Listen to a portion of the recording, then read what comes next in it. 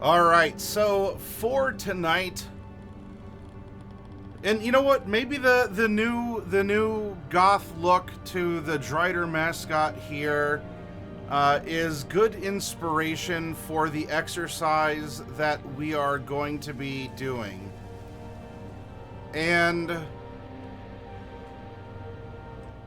I need your all's help in determining which type of example campaign are we going to make such that we will custom tailor the rules, the spells, all of this. So I hope that you are ready to go along on this ride. I will be asking for some voting in chat as well, as I would love to get your input that way.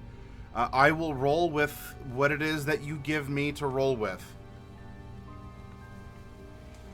As a warm up, as a review, let's take a look at. We have a fun picture here. Welcome. I regret to inform you that you have died. Oh, I'm not staying that long. You are in shock. I am a reaper. It is my duty to ferry your soul to the... There's my cleric. Later, loser. Again? Wanna know what we did when someone died? Back in my day, we buried them. Now, this goes... and I'll post the link over here to the tweet in question that shared this. This is a very good primer for that consideration. As we had discovered last week, not every campaign has come back to life spells. Just because it's in the player's handbook, the core rulebook of Dungeons and or Dragons, doesn't mean that you have to use it. Or that orcs exist in your world, in your game. Or that a magic system of some variety or another is appropriate. Maybe in your world, nature magic doesn't exist at all or has yet to be discovered, and maybe that is going to be the emphasis of the story you're going to tell. And I want your all's help then tonight in determining what exists. Why, how is it mixed up? What is known in our world?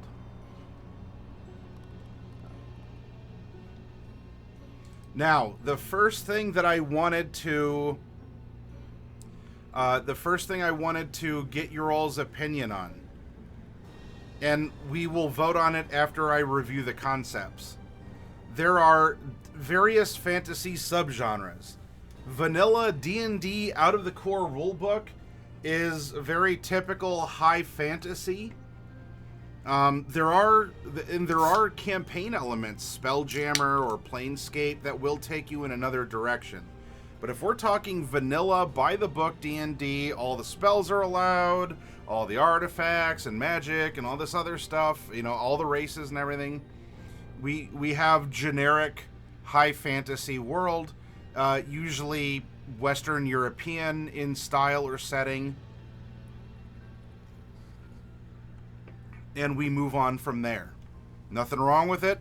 Many of us have done much adventuring in such locales, and we have made memories that will last the rest of our lives. So that is not said in a disparaging fashion. That said, this is our neutral. This is our Mario of Smash Brothers, our Ryu of Street Fighter. This is the average, the extremely average performer, the one fighter in the fighting game that the others will deviate from in specialty in some way.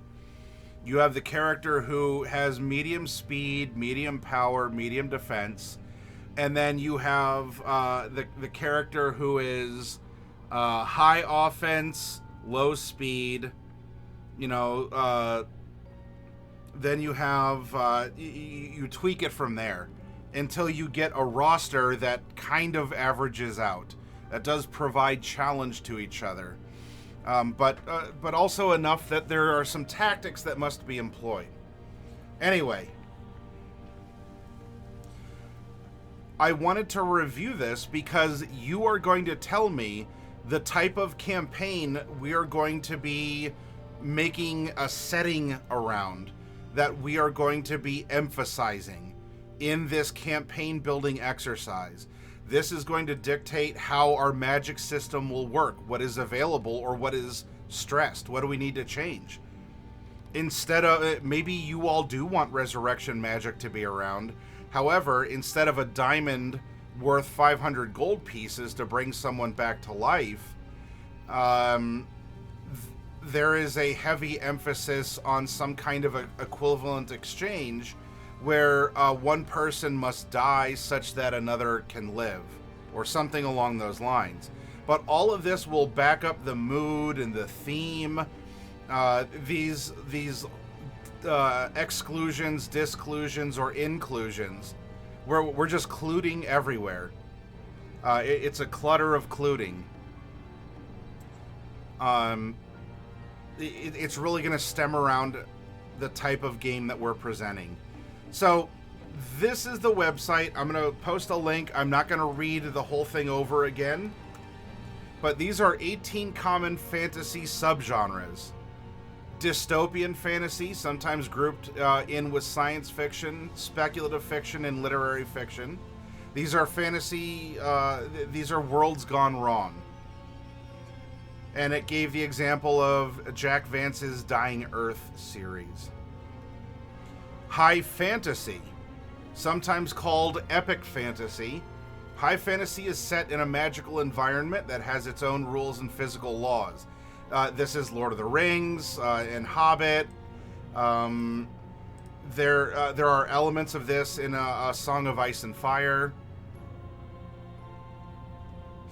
Low fantasy, the Indian in the cupboard. Although we can think of some other things, I would very much argue that the story in the manga and in the TV series anime for Berserk starts out low fantasy. It is a very low fantasy story. And the Golden Age arc, everything simmers and brews wonderfully, such that it shifts into more of a dystopian high fantasy after that. Although it would probably go into more grimdark. Spoilers. Manga called Berserk has someone going berserk. So...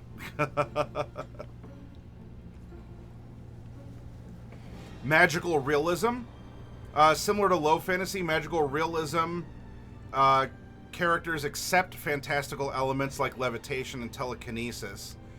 While I have not read 100 Years of Solitude, this would be something more like perhaps like the Eberron setting.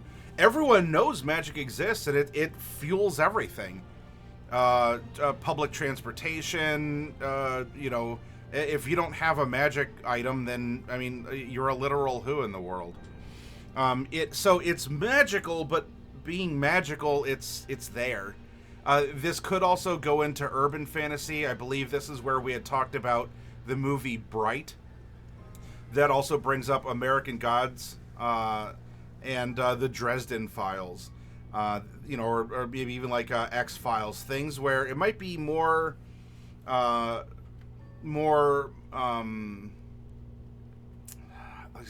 like supernatural might work as well. Fantastical characters and concepts are placed in a real-world urban setting. That might be something that gets explored in Everyday Heroes, which is the 5e modern system. Sword and sorcery. Harry Potter focuses on that. So Conan for the sword, Harry Potter for the sorcery. I'm sure that there are many others. Any of Brandon Sanderson's books might fall well into this. This is that classic, it's just high adventure, gummy bears bouncing here and there and everywhere. High adventure beyond compare. This is This could even be, 80s space barbarians and space wizards you see painted on the sides of vans. This is like He-Man, could be sword and sorcery, things along those lines. We have paranormal romance. So if you are into vampires or werewolves, or they are into you, this is its own genre. It does come across, more of a focus of relationships. I'll keep it at that. Dark fantasy can go up against number 9, also Grimdark. This is horror genre mixed with fantasy for dark fantasy. The difference between that and Grimdark is Grimdark is not just like a scary setting. This is more about the people are the monsters. Urban fantasy and Grimdark, this kind of dystopian leaning could be Vampire the Masquerade, like what we ran last night for our conclusion to One Last Day. And if you were there for it, I hope that you enjoyed it. It was a whirlwind. Fables and fairy tales. Using personified animals and the supernatural, fables impart moral lessons. Fairy tales, typically set in distant magical worlds, where trolls, dragons, witches. It's not that bad things can't happen, because obviously if you read the original Grimm's fairy tales, those had lessons. Not quite fanciful fable style. There were lessons in them. But we know going into it that this is not a world that you're invited into. This is a world or a circumstance you're being told about. Perhaps a cautionary tale. And that you hope that this is just a fairy tale because of what happens.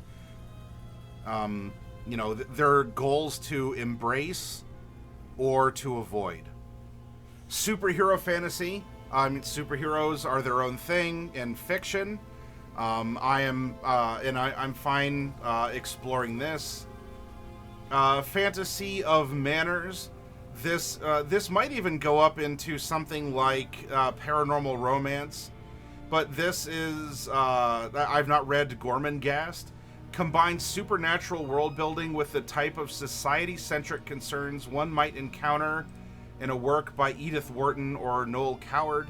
I don't know them off the top of my head.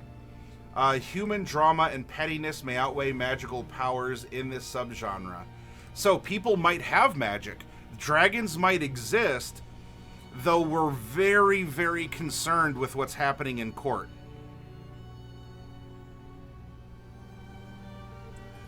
Crossworlds fantasy, portal fantasy, that can play into other things. That's the classic notion of isekai in manga and anime.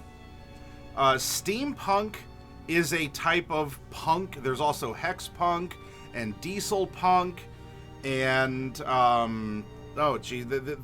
other punk varieties where you take a particular topic, technology. Cyberpunk is in here as well. And you exacerbate it. That is the fantasy. There's an aspect to something that is really stressed and is pivotal to the culture or the setting. Arthurian fantasy, it's not just a historical, might be low fantasy. I mean, a dragon might exist. People aren't necessarily cool with it existing, but Arthurian fantasy does have mythic creatures, though it follows what do the normal people, be they knights or peasants or kings, put in precarious decision making positions. What do they do when confronted with these problems personified or anthropomorphized in some way? Then we have sci-fi fantasy. Star Wars is the go-to for this. I'm sorry if I didn't say hi to you, Bat Espada. Hello, and I hope that you did enjoy Bright. I think it was a cool idea. A lot more could have been done with it. The movie was kind of, I don't know, rushed. There's definitely like more it could have built into. So I don't know if it got caught in production hell or something, but it was very neat. I like the idea. I wish that more could have been done with it. And then we have Wuxia Fantasy. That kind of can go, it's a parallel to steampunk, where steampunk is focusing on a kind of technology or a thing that society revolves around. Wuxia is one example of having a setting that is not Arab Peninsula, not feudal Japan, wink, not medieval Eastern Europe, wink, not Mesoamerican equatorial jungle, wink, where you take these historical, mythological ideas from a real life setting and breathe that animus of fantasy into them. So I don't know if it would be better to call it something like location fantasy. In some ways, the Wild West is a romanticized version of what happened in the deserts and plains of the West.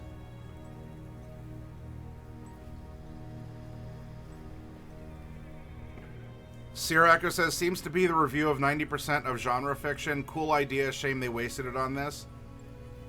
Are you talking about Bright? Or are you talking about the concepts that we're discussing over here?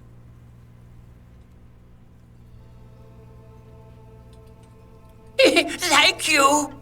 Obsidian. Evening. Just popping by. Just pepping bay. Thank you very much, Obsidian. I hope that you're doing well. 48? Oh, goodness. And that means that you have a fresh promotion. You have a fresh promotion to that red belt. Look at you ranking up, my friend.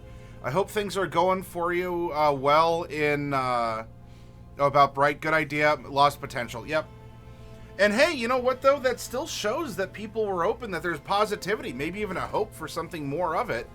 Because, geez, in today's entertainment world, actually having legitimate disappointment means that people cared about what was made. We're just seeing so much, dissociation from ideas or projects or movies. Not that any are intrinsically required or necessitated to be watched or liked, but it certainly is. It's interesting that people have a legitimate disappointment because there is that perhaps hope for more. But yeah, Obsidian, I hope things are going well for you. I remember, speaking of making of campaign ideas, I remember working with you where we made a totally not Bermuda, wink, island nation setting. That was a lot of fun, and maybe that's something that we can do again, my friend. Now, if you're just popping by, if you're busy, because you are a busy guy, go do what you got to do. Take care of yourself, friends, family, business, whatever you got to do. You're welcome to lurk or participate as much as you'd like. But thank you for being a long-time friend and supporter of this channel, Obsidian. You are absolutely going to get a much love from me. If there are any projects that you would like for colluding or anything along those lines, you can get a hold of me, and let's plan something awesome and fun. Yeah, you got to get your laundry done. It's animated into a ragamuffin, and I have to go dispel it. Be well, my friend. Thank you for popping in, and congrats on ranking up into a red belt.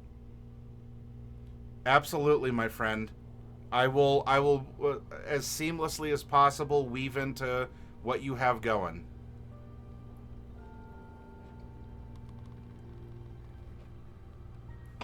All right. So this is going to be the first idea that I would like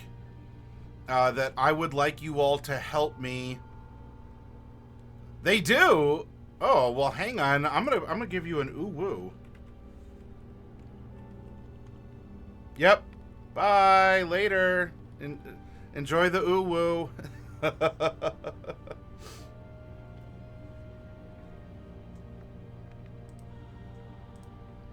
Now, I need to get...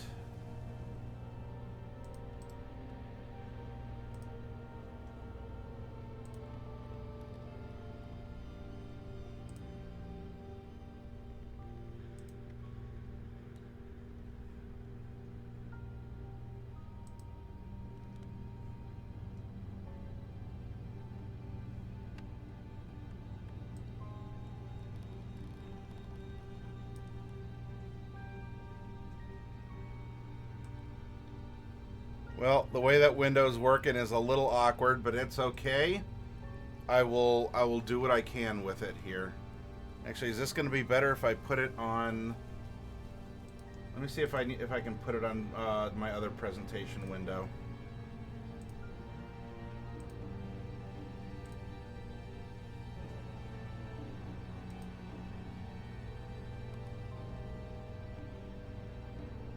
Still a little weird. There we go. All right. So let's break down what it is that that we just reviewed, okay? And I want to do this into a few types. So we have fantasy subgenres.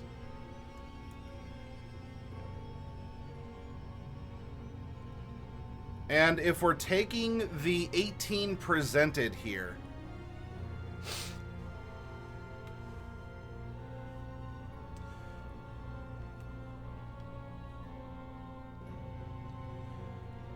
I think we can put dark fantasy.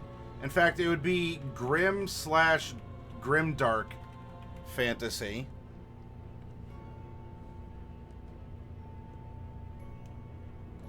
I think we have fables, fairy tales. These are things that are meant to be told. Not bring you into them, but be presented to you.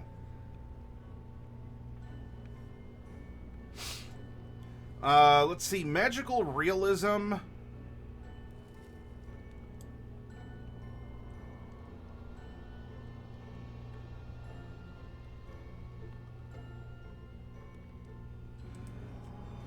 We have low fantasy.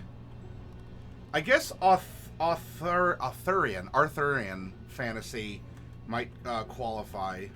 Arthurian fantasy. We have high fantasy, which is broad in scope, and sword and sorcery. Although, you know what? Sword and sorcery might almost be its own style of punk. That is the technology and culture. So that being said, either sword and sorcery is a punk style, or the punk is brought up into something like high fantasy, which is a deep immersion into an idea. So, I don't know. Let's keep the punks separate for now. High fantasy, it says similar to low fantasy as well. This is that idea of acceptance. That might... we have low fantasy, Arthurian, magical realism. This could even go into urban fantasy. Now, it doesn't have to be modern day or future. It could be set in the past. Wild Wild West, if we're talking about Will Smith movies. Wild Wild West, in a way, could be considered an urban fantasy. It dealt with modern technology in a modern city in the West.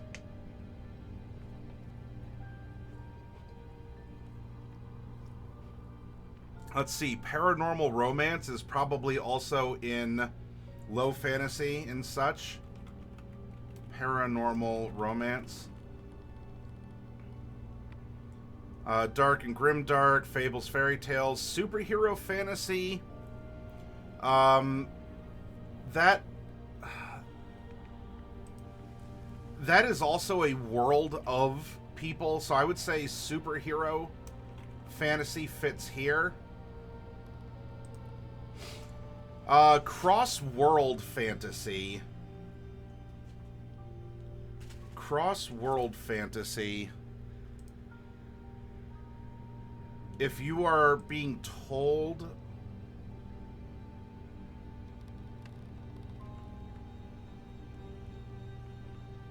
If we have urban and there's this acceptance...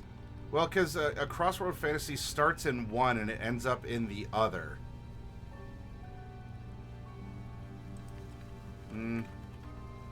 We'll put cross-world up here for now. We have our punks, Arthurian. Sci-fi fantasy would be kind of like a punk. So maybe, you know what? Let's do this.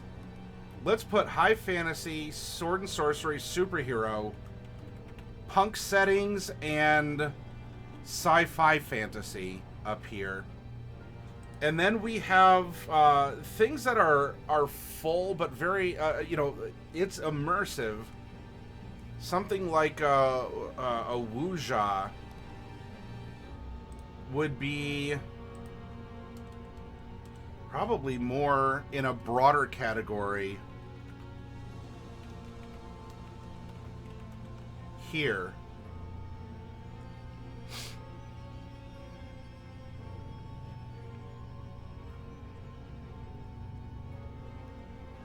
Now, we're going to break this down further. But if we're going off of this, I'll make this a little bit bigger to make it easier to read for you all here. The poll that I'm going to open up, and I'll keep it open for a couple minutes here.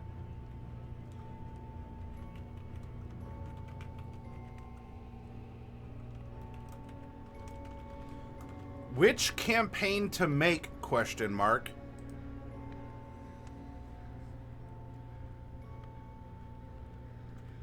Option 1, 2, 3, or 4.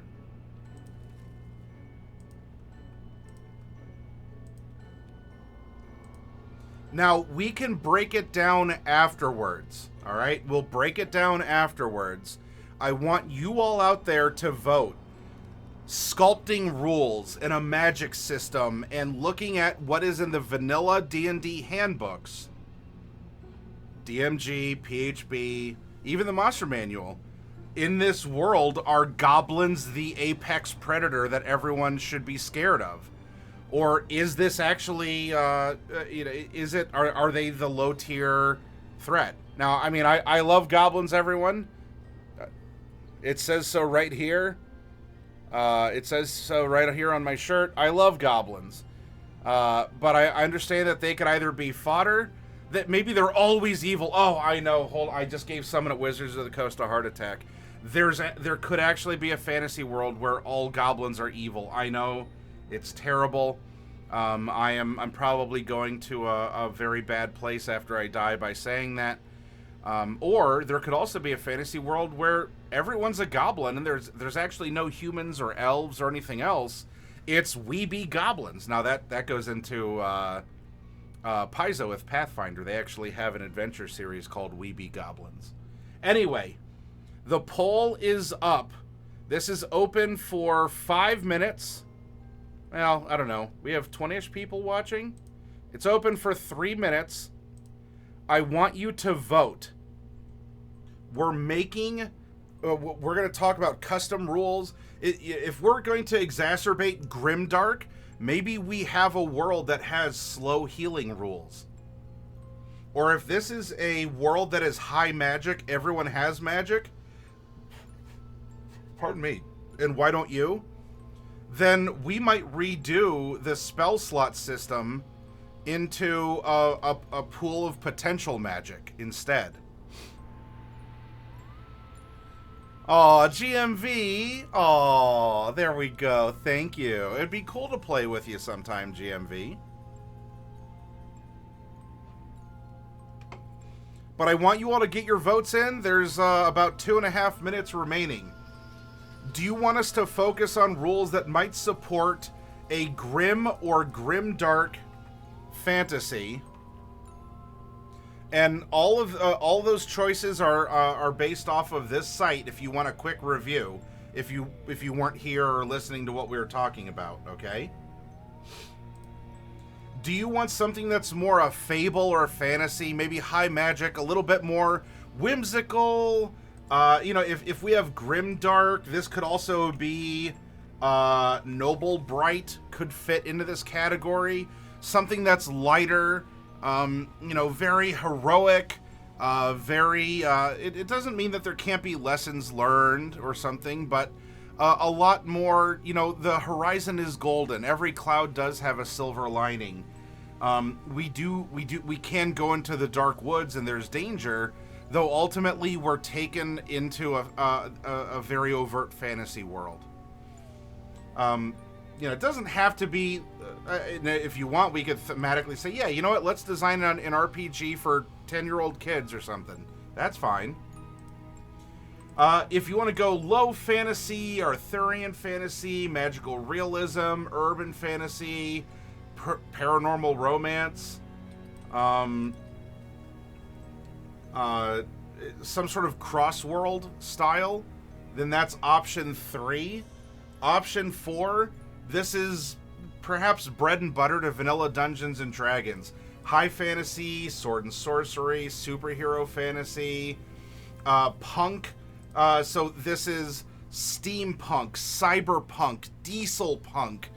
It is a punk of some kind. Hex punk. Solar punk. Or wuxia or some other location style fantasy.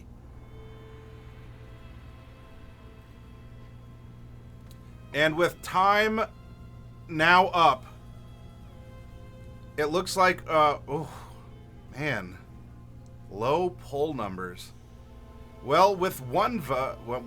No, that was choice 1. Only 4 people voted. And there's 23 watching. Oh my gosh. Terrible. And it was tied between 1 and 4. Grimdark and high fantasy.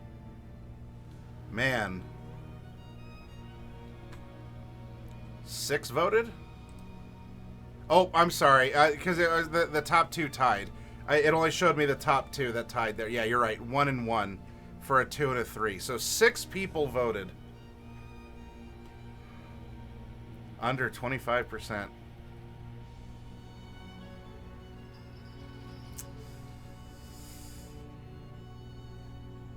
A lot of people out there going, my vote doesn't make a difference. Of course it does. All right, well.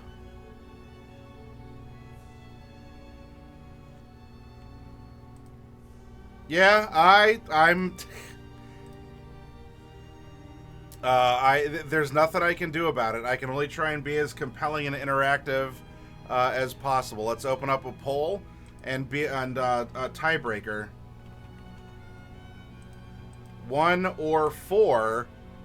We're gonna keep this open for 2 minutes because I don't know, maybe someone got up to go get a drink after this had ended, waiting for the next step. A new poll is now open. If you're on a mobile device, you might need to refresh. Sometimes it doesn't just pop up. But for... It does! GMV, by participating, and even if you lost, you absolutely can grumble. Because you attempted, you tried, you had a hand in it.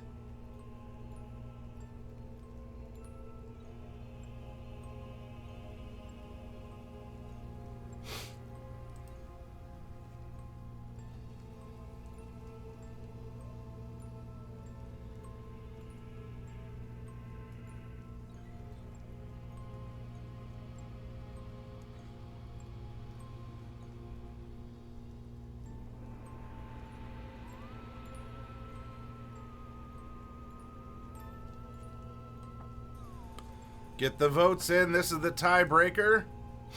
And please don't be the person to tie it up. That would be very... I mean, if you do, you do. I'll be the tiebreaker. So far, 6 people have voted. Yeah, there we go. 7 people have voted. It is almost tied between 1 and 4. You may choose 1 or 4 survival. Yep. Now we're up to 8 people voting. Come on, less than a minute remains. Get your votes in. Which kind of a campaign? Are you curious about rules that might affect one or the other? Are you tired of generic vanilla D&D? This is your chance to affect meaningful change. And I'm not even going to cancel you on Twitter for disagreeing with me or something like that. Get involved. What do you want to see come to life before your very eyes? Almost out of time. All right. 6-3. Our turnout it has improved, and the viewers have spoken. Some sort of high fantasy, sword and sorcery, something along these lines. So we're not going to be worried as much about maybe human condition stuff like grimdark. Doesn't mean that we can't have a dystopia or something. So now we're going to, so Kragar, what this is going to go into.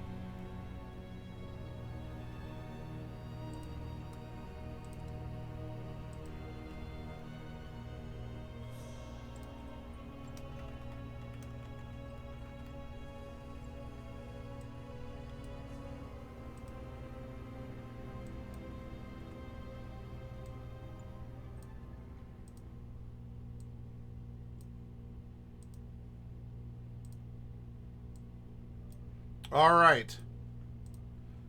This is the next thing that that I would like to get your all's opinion on here. Your poll options are going to open up shortly. We can just craft some kind of high fantasy.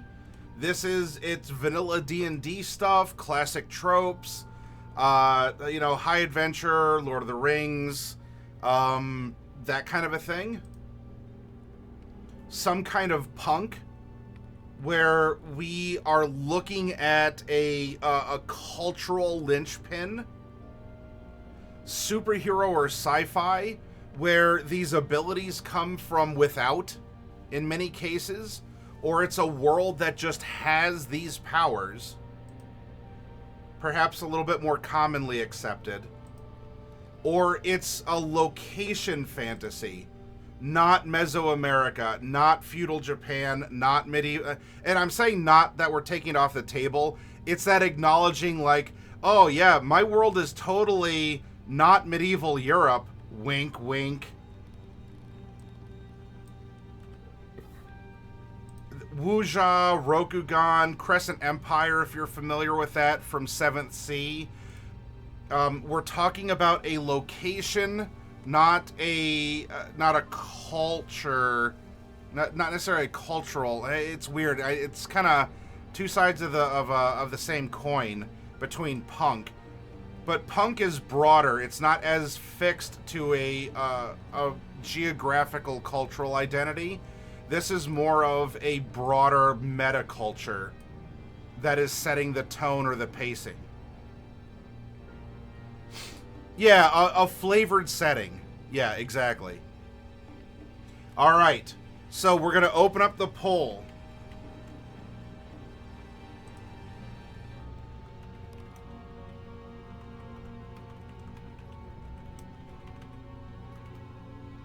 It's called Which Campaign Setting Theme?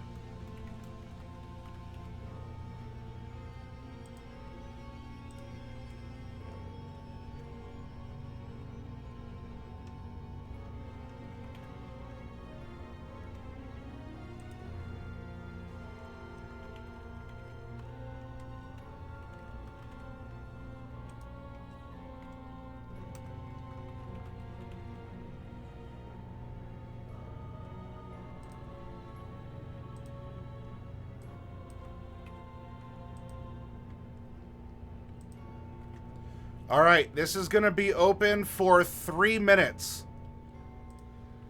Go, go, go, go, go. Yeah, so Kragar, it would be, location would be Wild West, or it would be, it's looking at a location and making aspects of it into a fantasy extrapolation. Whereas this is more about the things in the area. This is more about the area itself. Superhero sci-fi, there's just a presence. It's accepted. Like, in a sci-fi world, we understand that there's flying cars. In a modern setting, we might understand that superheroes exist. Now, it doesn't mean superheroes have to be modern. We don't need a modern... we're not necessarily making a Superman campaign. But this would be a world like My Hero Academia. Everyone understands that there is this fantasy. Battles take place. Supernatural stuff happens. But that there are these people who are receiving these quirks, these powers. There are people who rise above in some way. It's a part of that culture. High fantasy, this is bread and butter D&D stuff, Lord of the Rings stuff. There's dungeons, there's dragons, there's a mix of things, very classic tropes. And this is still a very big sandbox to play in as well. So I'm not typing this out in some sort of passive-aggressive way. In my arguably vanilla D&D world, I disallow resurrection spells and extra-dimensional spells, because it's a way that I'm modifying high fantasy in order to emphasize aspects of this fantasy world such that it's standing out against, it might be vanilla, but it's vanilla with sprinkles, or it's vanilla with chocolate syrup on it. So this is what we're currently looking for right now in the poll. Please do get your vote in. If you're on a mobile device, you might need to refresh. Currently, we have 8 people voting. It's close between high fantasy or superhero sci-fi. So, let me hear which kind of rules do you want? Do you want low or no magic? Or are we looking at modifying some things?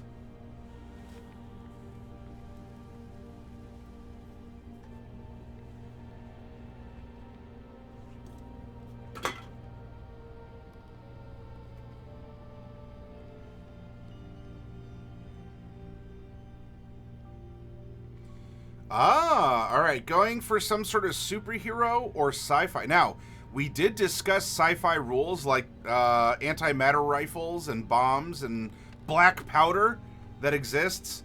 Or if we go the superhero route, it would be that the culture is shifted around people who have these powers are held outside of society and kind of their own thing that society just sort of flows around against or with.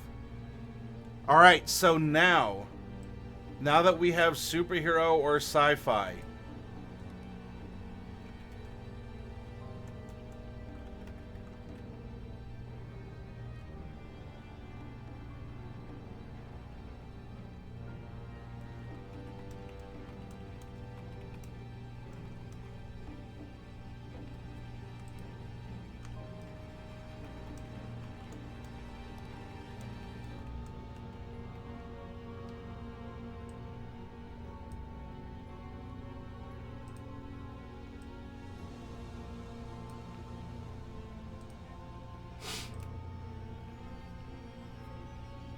now, if we go back to the, I'm scrolling here. Sci-fi fantasy stories can be set in a variety of time periods, which means they can be contemporary fantasy, modern fantasy, futuristic fantasy, or historical fantasy. But they establish a new world where scientific advancements have changed the rules of engagement, while still incorporating magical elements. So this could be something along the lines. This could have magitech or other things in it. And we can get to that when we're talking about the magic system. Superhero fantasy, unlike stories in which a hero acquires special abilities through scientific means, such as exposure to radiation, the protagonist's powers are more fantastical superhero stories. The protagonist's powers in more fantastical superhero stories are supernatural. Many superhero stories are set in a low fantasy world, one that's quite similar to our own world. Superheroes ranging from Wonder Woman to Thor bring fantasy elements to worlds that otherwise obey the known laws of science.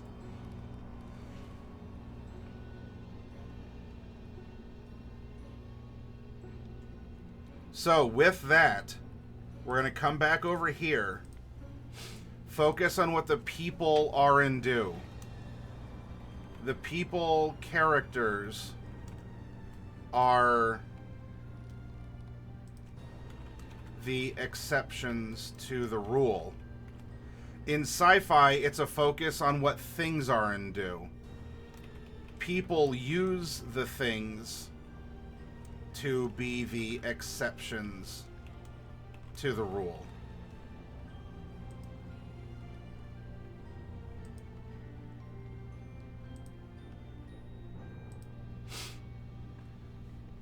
All right, these are broad.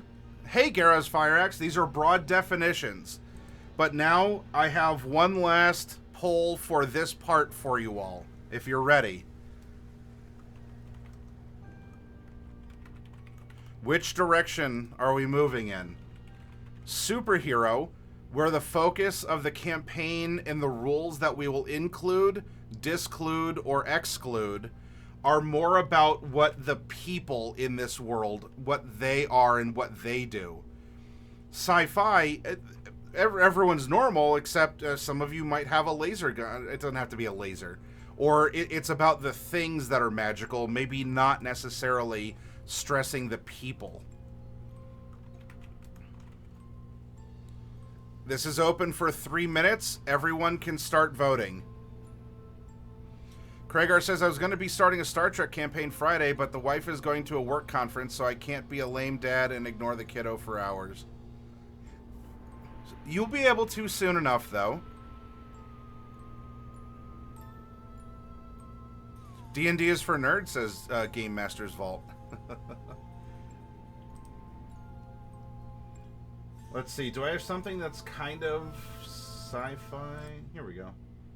This is actually called Steampunk Station, but that's fine. This can span the gap.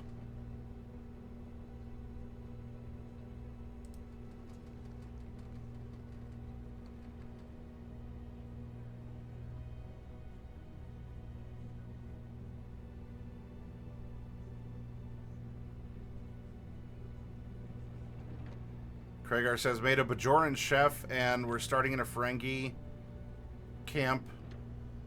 We're starting in a Ferengi camp in the neutral zone. Every ship needs an adorable mascot animal.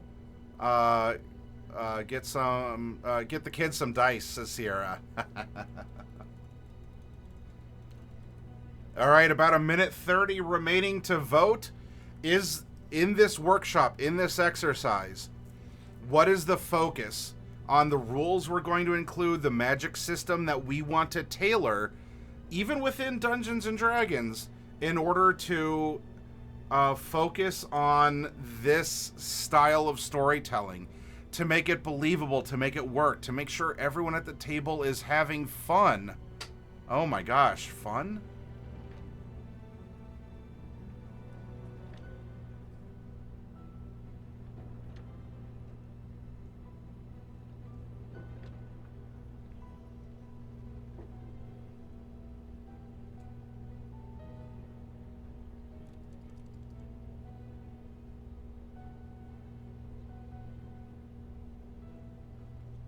A little less than a minute remains. Get your votes in, everyone. If you're on a mobile device, you might need to refresh.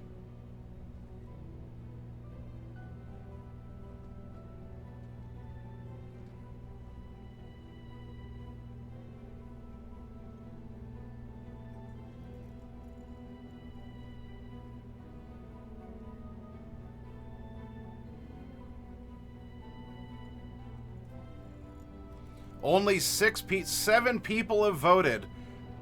With not a lot of time to go, get those votes in. Go, go, go. You all can make the difference.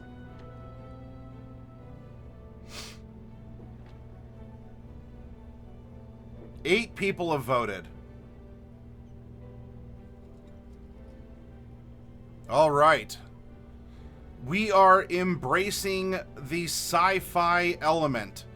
This is going to be a type of fictional campaign world where there's a focus on what the things are and what the things do. Good evo, Sakachi. Focus on what the things are and do. People use the things to be the exception to the rule. All right.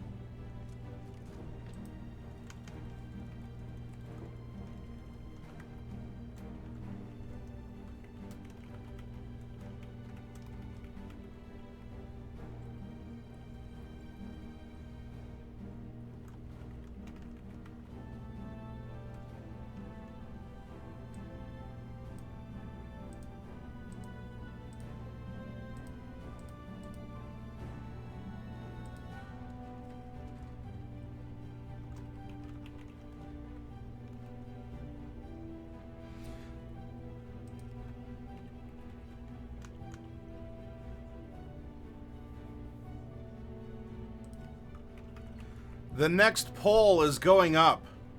How magical? Now, whether this is Magitech or people with magic, an artificer or something along those lines, this is a rarity or a scarcity of magic. That's what I'm looking for here.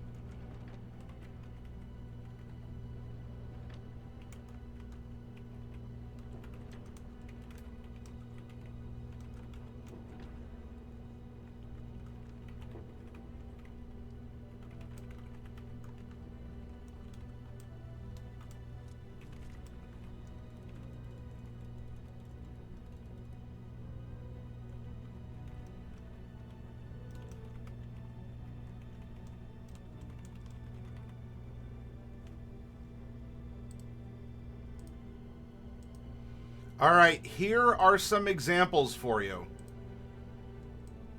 In our sci-fi setting, so this is more about the things that people have make them the exception. The things that people have make them the exception. Do we want, this would be like rarity / scarcity. Do we want a no magic setting? It doesn't mean that a sorcerer or a wizard can't exist, but by and far, they would be very, very, very rare. Low magic. It's in the hands of some, but not everyone has it, can use it, or understands it. High magic. It's ubiquitous. Having a mobile phone IRL is correspondence magic, or a sending spell with no word limit kind of thing.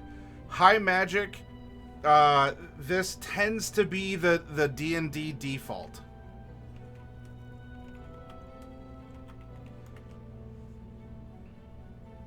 Which is fine. It is fine. But there's so many spells, there's all these magic and casting classes, all this other stuff. It doesn't mean it can't exist elsewhere, but this tends to be the default. So, the poll is now open for 3 minutes. You might need to refresh. Let me know. Let me know in this sci-fi setting where we're going to have rules that are going to help us focus on what the things are and do. People use the things to be the exception to the rule.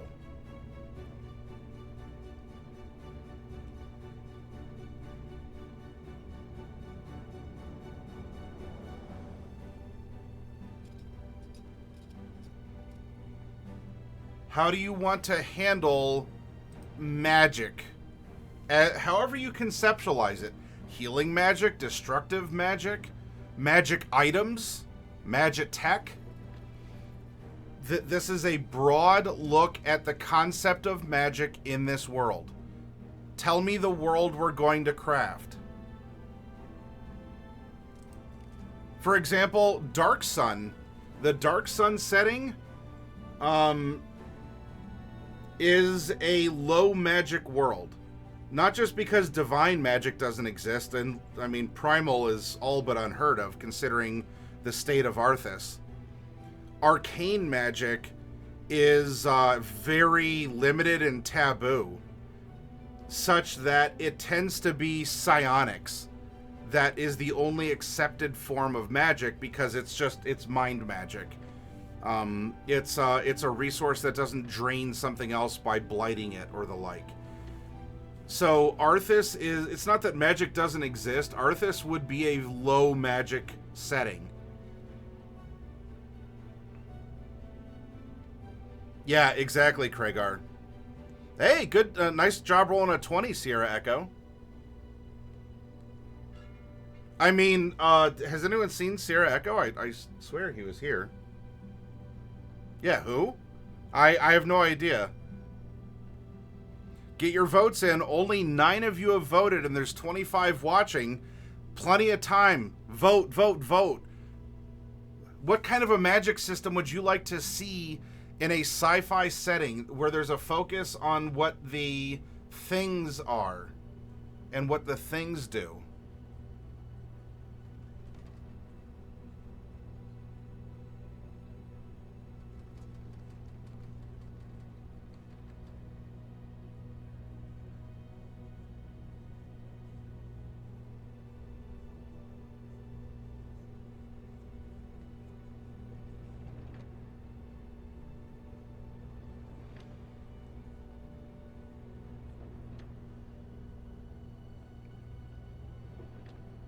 We're up to 10 people.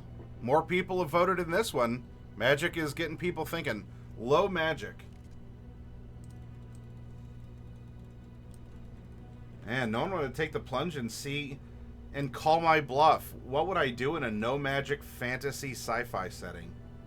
Interesting, interesting. Alright. Alright, so we know that this is a low magic sci-fi setting.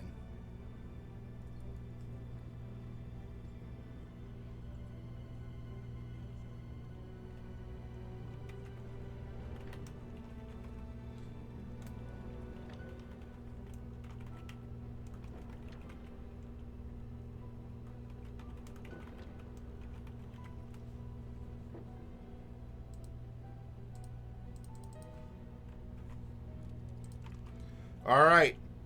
Now, this next part here, let's give a quick review. The difference between Sanderson's first law of magic here. An author's ability, in this case a storyteller or world builder's ability to solve conflict with magic, is directly proportional to how well the reader understands said magic. The major distinction between fantasy and science fiction is simply that science fiction uses one or a very, very few new postulates and develops the rigidly consistent logical consequences of these limited postulates. Fantasy makes its rules as it goes along. Now, that doesn't mean that we don't have a sci-fi fantasy. We do have flexibility.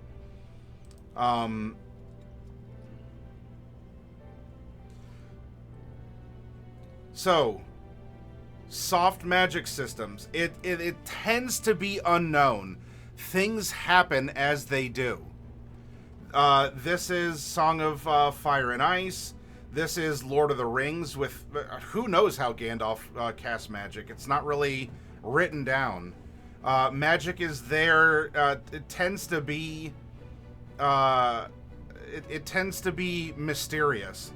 If you want to write soft magic systems, I suggest you hold yourself to not letting your magic solve problems for your characters.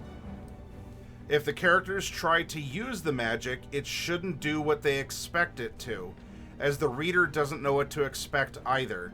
Use the magic for visuals and for ambiance, but not for plot. Unless it's there to screw up things for the characters. That's always okay. Hard magic, things are known. There are rules. Superhero systems are very much hard magic systems. Remember, we're looking at this as writers, not scientists. Narratively, superhero magic tends to be rather specific and explicit. We generally know exactly which powers Spider-Man has and what they do. Therefore, we're not surprised when Spider-Man shoots a web in a bad guy's face. We've established he can do that, and it makes sense to us when he does it. It is narratively a hard magic system. So in this case, it's not that magic... It's not that magic is known ubiquitously, but there is a comfort and an understanding such that magic can be surprising, but is a tool to be used more than it is a mysterious force in the world. He does discuss the middle ground, and I'm not, because even Sanderson himself says, I consider my own magic systems to be perhaps 80% hard, maybe a bit more. My own paradigm is to develop a complicated magic system which can be explained as simply as possible, but which has a lot of background and behind-the-scenes rules. So I'm not worried about middle grounds. I'm not going to hem and haw over percentages. So what kind of feel do we want for your magic? Do you like the techno magic that you find in his books? Do you like the hybrids you find in David Eddings or Rowling? Or do you prefer your magic to be more vague and mysterious like you see in Tolkien or Martin's books? I like to read works by all these authors, but when I write, I prefer to have rules, costs, laws to work with in my magic, and that makes it more fun for me. So this seemingly screams a hard magic system. And I wouldn't blame any of you for going in this direction for a hard magic system. However, I would say it is still possible to have a soft magic system that exists for our low magic sci-fi setting. Maybe even more so because it tends to be a low magic setting. So we have a hard magic system. This is magic is known and quantifiable, tends to be used as tools, and is less mysterious. Tends to create slash solve problems in more unknown ways and is often reserved for outside influences.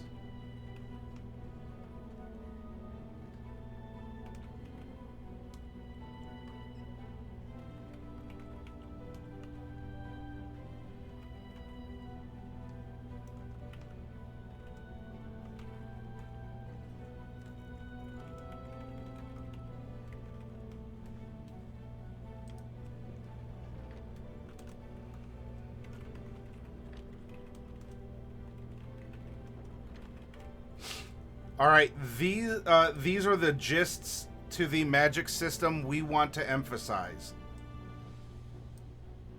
in our campaign world with the rules that we are selecting. So, the last poll I want to put up here before a quick break.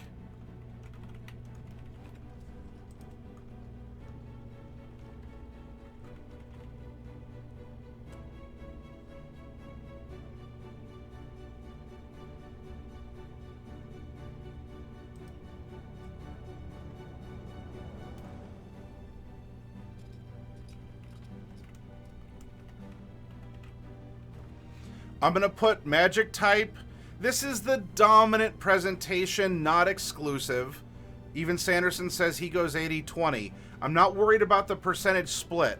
Do you want this to tend to be a hard magic system or a soft magic system? So, oh, all right. Well, take care, Craigar. Thank you for hanging out. Get your all's votes in. 3 minutes on the poll. And if you're curious about rules to include, exclude, or disclude for either of these to exacerbate our sci-fi low magic setting, then please do vote. Get your vote in. If something doesn't make sense to you, I would argue vote for the thing that doesn't make sense to you so that you can learn how it makes sense. If it does make sense and you want to see, well, how would he approach this idea that I have familiarity with, but what would he do differently? You could vote that way as well. There is no right or wrong. I wouldn't offer this if I couldn't work with the prompts that you gave me. So challenge me or watch me flop and flail and struggle or whatever else. Hey, Bane, I think that magic should be like politics, something we're supposed to understand, but it really doesn't seem to work that way in practice. It's a close one. 8 people have voted. It's only 5-3. Any of you out there can swing this. Do you want a hard magic system or a soft magic system? Vote now. There's 25 of you watching. Only 8 of you have voted.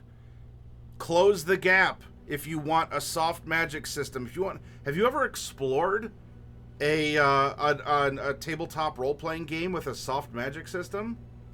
If you're curious on how that works, vote up there. Oh, there's such a difference between 6 and 3. My vote literally doesn't count. Of course it does. Vote. You're out nothing. You're out a mouse click. Come on. I don't track this. I don't even see results. I can't stare at you and judge you.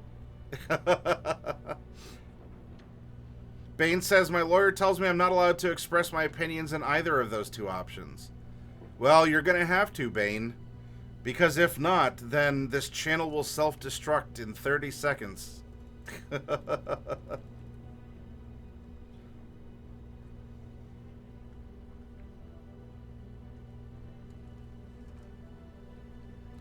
Yeah, I know. People really do it for those for the cool I voted stickers. Here in Ohio, because the state looks like a heart, it was like I heart, but it looks like Ohio. I heart voting.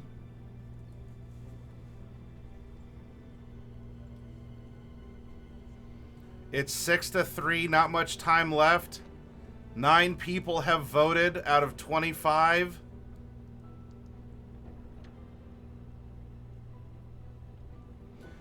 Bane, do you want me to set up either a time to say good morning or good afternoon to you? or would you like me to leave this this part for you in some secret geocache for you to find in a treasure hunt? 10 of you. Hey, someone came in at the last minute, got that vote in. It did close the gap, not enough. We're going for a hard magic system.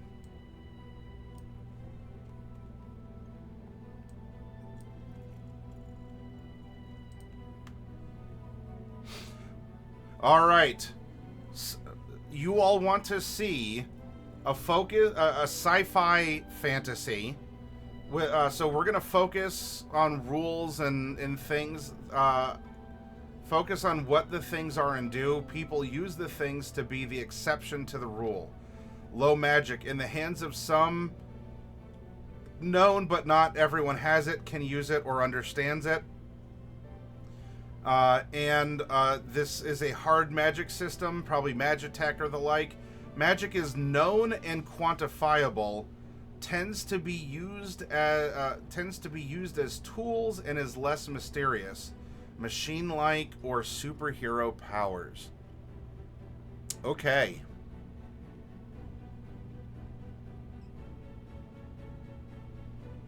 I think that we can work with this. Now, let's get up and take a break, and when we come back, there's a couple other elements to set the stage for what it is that we are going to build further tomorrow. So, hold on tight, get up, grab a snack, grab a drink, go visit the restroom or something, and we'll be back in a little bit to continue this exercise. Because now I need to know more about our world in which we're operating.